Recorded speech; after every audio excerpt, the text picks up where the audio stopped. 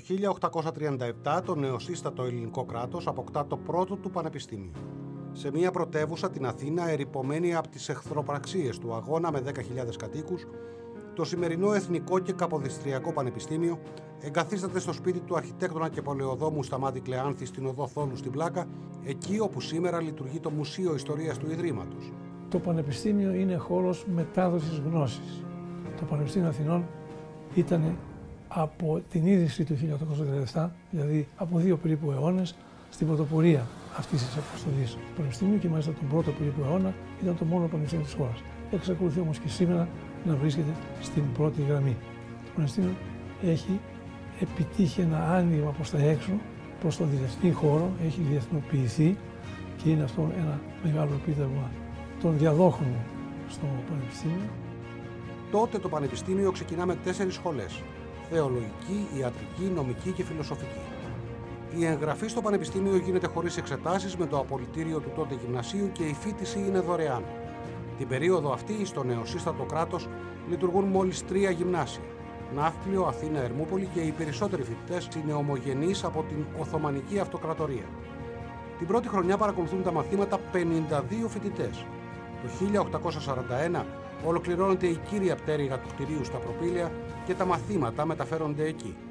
Το Πανεπιστήμιο είναι κεντρικός θεσμός της ελεύθερης ανοιχτής κοινωνίας και δημιουργεί κριτική σκέψη, η οποία κριτική σκέψη τελικά οδηγεί σε ανθρώπινα δικαιώματα και σε προσωπική ευημερία.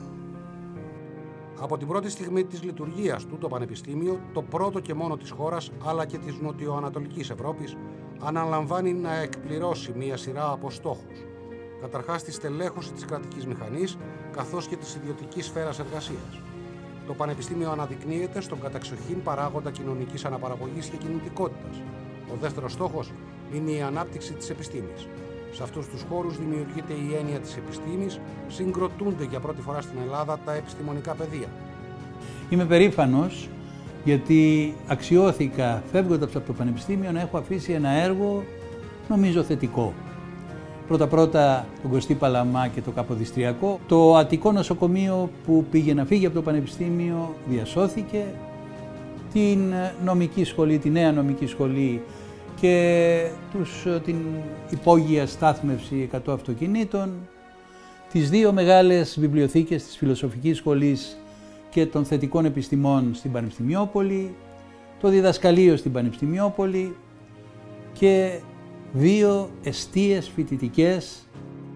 Οι φοιτητές είναι μόνο άνδρες μέχρι το 1890. Είναι μια ιδιαίτερως ενεργή συνιστόσα του Πανεπιστημίου και κάνουν δυναμικά την εμφάνισή τους στους δρόμους της πόλης, διεκδικώντας πανεπιστημιακά και άλλα αιτήματα. Το 1862 η έξωση του Όθωνα ενισχύει το κύρος των φοιτητών ως μια δυναμική συνιστόσα του αγώνα για συνταγματικές ελευθερίες. Στα τέλη του 19ου αιώνα το Πανεπιστήμιο γνωρίζει μεγάλες αλλαγές. Η πρώτη γυναίκα φοιτήτρια, η Ιωάννα Στεφανοπούλου, εγγράφεται στη Φιλοσοφική Σχολή το 1890. Τα προγράμματα μαθημάτων διευρύνονται σημαντικά, όπως και το φοιτητικό σώμα, ενώ το διδακτικό προσωπικό ενισχύει την επιστημονική επαγγελματική στοχοθεσία της πανεπιστημιακής εκπαίδευσης. Ο θετικισμός κάνει δυναμικά την εμφάνισή του, όπως αποτυπώνεται στη δημιουργία μουσείων και δεκάδων νέων εργαστηρίων και φροντιστηρίων. Ανάμεσά τους το νεοχημείο, ένα από τα καλύτερα της εποχής. Στις αρχές του 20ου αιώνα το Πανεπιστήμιο αποτελεί τον κύριο φορέα παροχής υπηρεσιών υγείας στις πανεπιστημιακές κλινικές της Ιατρικής Σχολής, ιδρύει και τα δικά του νοσοκομεία, το Αρετέιο και το Αιγινήτιο, με κληροδοτήματα καθηγητών του, και το νοσοκομείο Συγκρού με κληροδότημα του Ανδρέα Συγκρού. Το 1909 διορίζεται η πρώτη γυναίκα πτυχίουχος της ιατρικής ως εισηγήτρια στην Ιατρική Σχολή. Πρόκειται για την Αγγελική Παναγιωτάτου, η οποία όμως ανέλαβε καθήκοντα έκτακτης καθηγήτριας το 1938. Το 1911 η κυβέρνηση του Ελευθερίου Βενιζέλου, ο οποίος ήταν απόφοιτος του ΕΚΠΑ, ψηφίζει τον πρώτο οριστικό κανονισμό του Πανεπιστημίου, ενώ το κληροδότημα του Ιωαννίδη καθιερώνει την διδακτορική διατριβή. Έως τότε, για να γίνει κάποιος καθηγητής, θα έπρεπε να είχε αποκτήσει τα απαραίτητα προσόντα στο εξωτερικό. Στις πρώτες ταραγμένες δεκαετίες του 20ου αιώνα το Πανεπιστήμιο συμμετέχει ενεργά στους εθνικούς αγώνες. Βαλκανική πόλεμη, Πρώτος Παγκόσμιος Πόλεμος, Μικρασιατική εκστρατεία. Το Πανεπιστήμιο είναι ο πρώτος θεσμός που τιμά δημόσια τη μνήμη των νεκρών του. Στα χρόνια που ακολουθούν, το Πανεπιστήμιο ζει όλες τις μεγάλες στιγμές της ιστορίας του έθνους, από τον εθνικό διχασμό έως την αντίσταση και τον εμφύλιο. Σε αυτό το χώρο που βρισκόμαστε, εδώ δίπλα, λειτουργήσαν, σπούδασαν, ζήμωσαν την πληροφορία και την έκαναν γνώση ο Γιώργος Παπα-Νικολάου, ο Γκοτζιάς.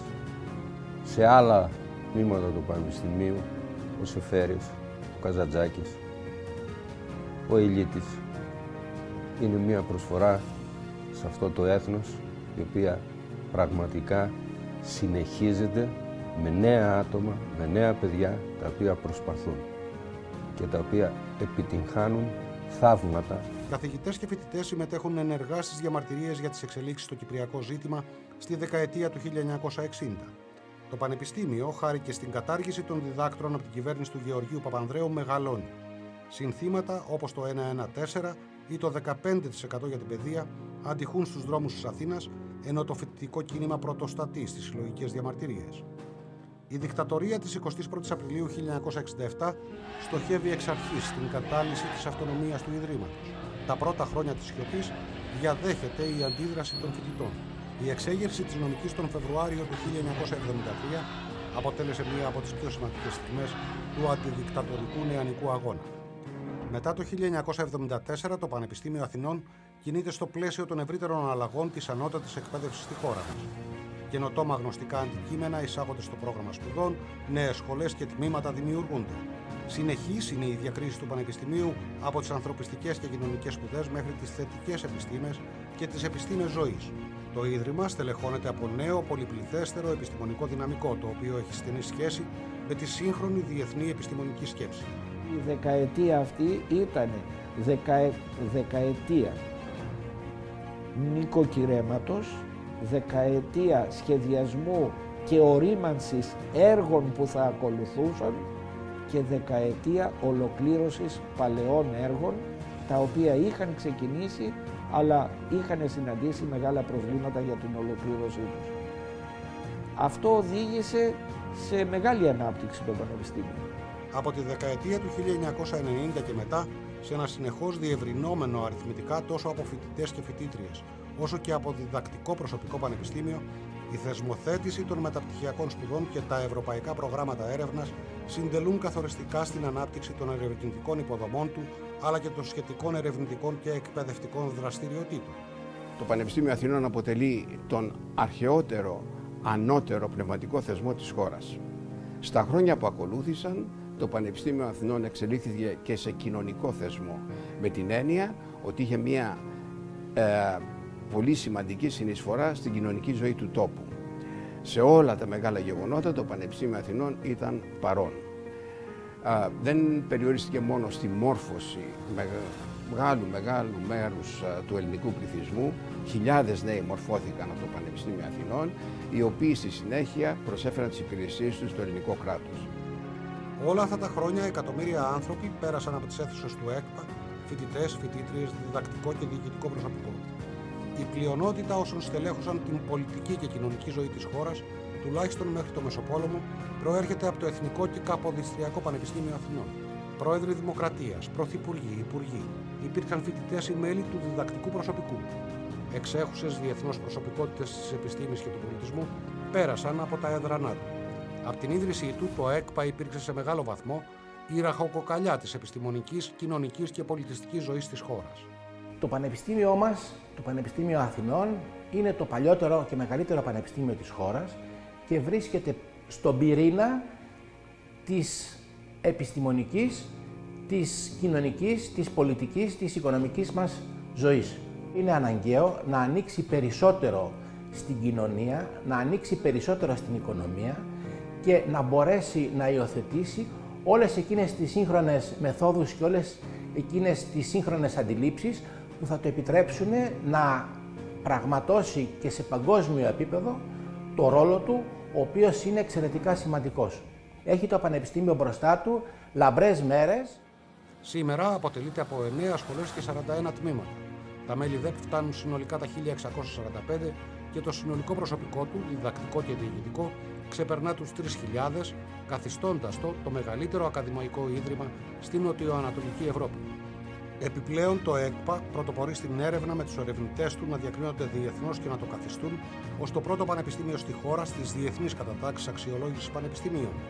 Πολλά από τα τμήματα του ΕΚΠΑ βρίσκονται στα πρώτα 50 τμήματα παγκοσμίως στο επιστημονικό τους πεδίο. Ολοκλήρωσα το ακαδημαϊκό μου ταξίδι αποκτώντας δίπλωμα διδακτορικού στο Εθνικό και Καποδιστριακό Πανεπιστήμιο Αθηνών. Ένα ταξίδι που μου προσέφερε μια ολοκληρωμένη και υψηλής ποιότητας μόρφωση, καλλιεργώντας την ερευνητική μου ικανότητα, προετοιμάζοντάς με έτσι για τη μετάβαση από φοιτήτρια σε μέλος του Πανεπιστημίου ως εργαστηριακό και διδακτικό προσωπικό, δίνοντάς μου τη δυνατότητα να συνεισφέρω κι εγώ στην ακαδημαϊκή κοινότητα. Οι εγγεγραμμένοι φοιτητές και φοιτήτριες υπερβαίνουν τους 100.000. Κάθε χρόνο εισέρχονται πάνω από 8.500 φοιτητές με πανελλήνιες εξετάσεις και πολλοί ακόμα με μεταγραφές και παίρνουν πτυχίο πάνω από 6,5. Προσωπικά με ενθαρρύνει το γεγονός ότι κατά την επικοινωνία με καθηγητές του τμήματός μου εισπράττω πολύ μεγαλύτερη ανατροφοδότηση από αυτήν που θα ανέμενε κανείς. Έχω την ευκαιρία να μαθητεύω κοντά σε διακεκριμένους επιστήμονες, πρόθυμους να μας καθοδηγούν και να συνεργάζονται με εμάς τους φοιτητές σε διάφορες καινοτόμες δράσεις, ωφέλιμες για την επιστημονική μας κατάρτιση και κατ' επέκταση για όλη την κοινωνία, αφού η γλώσσα είναι κοινό πολιτισμικό αγαθό. Το Πανεπιστήμιο Αθηνών υπήρξε για πολλές δεκαετίες ο μόνος και παραμένει πάντα κορυφαίος εκφραστής του θεσμού του δημόσιου πανεπιστημίου στη χώρα μας. Η εξωστρέφεια και ο ιδιαίτερος ρόλος που διαδραματίζει το Πανεπιστήμιο καταδεικνύεται από το γεγονός ότι οι προπτυχιακοί φοιτητές με ξένη υπηκότητα αγγίζουν τους 3.000. Οι ξένοι φοιτητές προγραμμάτων Εράσμους φτάνουν τους 450 και οι φοιτητές του ΕΚΠΑ που συμμετέχουν στα προγράμματα ανταλλαγής ξεπερνούν τους 900. Με συλλογική δουλειά, εργατικότητα και συστηματική προσέγγιση καταφέραμε να ενισχύσουμε το ερευνητικό και διδακτικό έργο των μελών ΔΕΠ με αποτέλεσμα σταδιακά και κάθε χρόνο το Πανεπιστήμιό μας να αποκτούσε μεγαλύτερο κύρος σε παγκόσμιο και σε ευρωπαϊκό επίπεδο.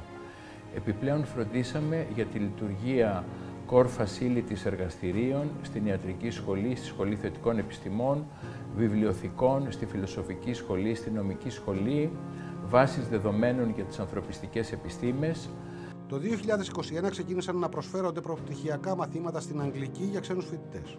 Στο προπτυχιακό αγγλόφωνο πρόγραμμα της Αρχαιολογίας, Ιστορίας και Λογοτεχνίας της Αρχαίας Ελλάδας φοιτούν σε κάθε έτος 35 φοιτητές. Αυτά τα 4 χρόνια θα είναι αξέχαστα γιατί με έχουν εξελίξει προσωπικά και επαγγελματικά για την αρχαιολογία που τον αγαπώ. Είχα την ευκαιρία να δω μέρη που τα έχω διαβάσει μόνο στα βιβλία και αυτό είναι πολύ σημαντικό για μένα. Το αγγλόφωνο προπτυχιακό πρόγραμμα της Ιατρικής Σχολής ξεκίνησε το 2022 και λειτουργεί με μεγάλη επιτυχία. I think it's amazing to study medicine where it originated from and has made so much contributions to the medical field today itself. And so far my experience at the university has been very satisfying. The lessons and the lab courses are very knowledgeable, interesting and very proactive.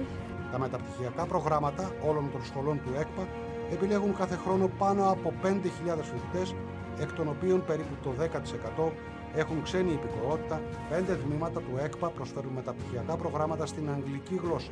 Οι εγγεγραμμένοι υποψήφιοι διδάκτορες φτάνουν τους 9.000 σε όλες τις σχολές, εκ των οποίων πάνω από 120 έχουν ξένη υπηκότητα. Όντας μέλος ενός τόσο μεγάλου πανεπιστήμιου, όπως το Εθνικό Πανεπιστήμιο Αθηνών, είναι ότι έχουμε πρόσβαση σε υποδομές, γεγονός που μας βοηθάει στην περαιτέρω ανάπτυξη και έρευνα. Στις βιβλιοθήκες των 9 σχολών είναι προσβάσιμοι πάνω από 580.000 τίτλοι βιβλίων και πάνω από 1 εκατομμύριο τεκμήρια. Σε μια εποχή παγκόσμιων αλλαγών και στην τριτοβάθμια εκπαίδευση, το Πανεπιστήμιο Αθηνών καλείται και πάλι να προσαρμόσει και να αναδιαμορφώσει τη φυσιογνωμία. Δεν είναι η πρώτη ούτε και η μόνη φορά, όπως αποτυπώνεται και στην ιστορία του, η οποία είναι αναπόσπαστα συνδεδεμένη με όλες τις διαδρομές της ελληνικής κοινωνίας. Το ΕΚΠΑ αντιμετώπισε όλες τις προκλήσεις των 2 αιώνων συνεχούς λειτουργίας, πετυχαίνοντας τους στόχους του, παραμένοντας στην πρώτη θέση προτίμησης για τους φοιτητές της χώρας, εδραιώνοντας την κυρίαρχη θέση του στην ελληνική κοινωνία.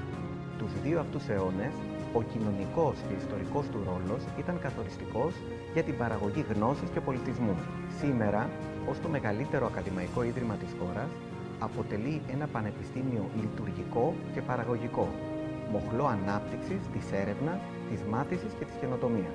Το πανεπιστήμιό μας πορεύεται προς μια νέα εποχή που την χαρακτηρίζουν αλλαγές και προκλήσεις. Η νέα γενιά επιστημόνων είναι ιδιαίτερα κρίσιμη για το μέλλον της χώρας μας.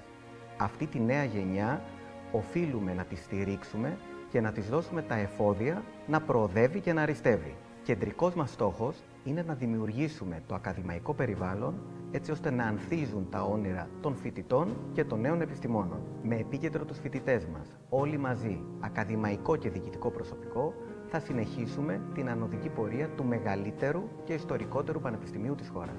Η ιστορική του παράδοση, το επιστημονικό κύρος των διδασκόντων του, η συμβολή του ερευνητικού και διοικητικού του προσωπικού, η ζωντάνια και η δύναμη του φοιτητικού σώματος αποτελούν τις ισχυρές εκείνες παραμέτρους που θα του επιτρέψουν να σχεδιάσει με επιτυχία τα επόμενα βήματα για την πορεία του στον 21ο αιώνα και να αναδείξει διεθνώς την Ελλάδα του αύριο, να συνεχίσει να εκπαιδεύει το μέλλον της χώρας.